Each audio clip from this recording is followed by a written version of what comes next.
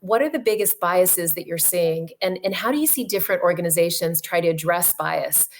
Would love to get your thoughts about, what should organizations be doing to try to counter biases that exist in the system? So Angela, would love to hear from you. Sure. So absolutely, what we identified was, what is the cause of the lack of diversity? That was the question we were trying to answer. Because if you don't know where it comes from, it's very difficult to fix it. And when we identified the bias, one of the things that I think we had certainly misunderstood as our own organization was that bias was sitting at the company level, at the recruiter level, hiring manager level, and also at the applicant candidate level. So we forget about the levels or layers of bias that are there. We also have a misunderstanding generally as people of what bias is. It's a survival mechanism that we all have. It's very human. It is not the same thing as discrimination. And it's incredibly important that we remember this and we push that through the organization so we can talk about it more freely. People don't want to talk about their biases because they think it makes them look like a bad person. It just makes them look human. So there's about 500 biases that we all take to every conversation that we have.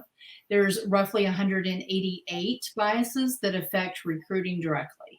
So if you start paring that down, there's some very obvious ones that have to do with photographs. That's why we don't use photographs within our own system, because you can look at a person and generally identify gender, age, ethnicity, all types of things that really have no place in evaluating whether a person fits in an organization or not. So I would say if you're really going to, the biggest win is to not look at images, not look at photographs. And then the second win is to get away from looking at names, because you're going to know gender, ethnicity, many things from the name, or you'll think you'll know. A lot of times you'll be incorrect. But really, we should go beyond that.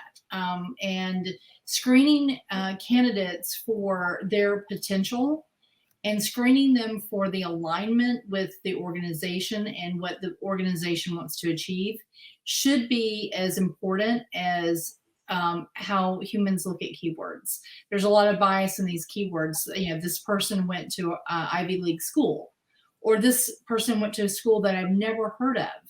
And when you look at HBCUs, a lot of times people are not familiar with the university, and they have stellar graduates coming out of that university, and they're not shortlisted in the slate of recruitment because the recruiter has never heard of them, or the hiring manager has never heard of them.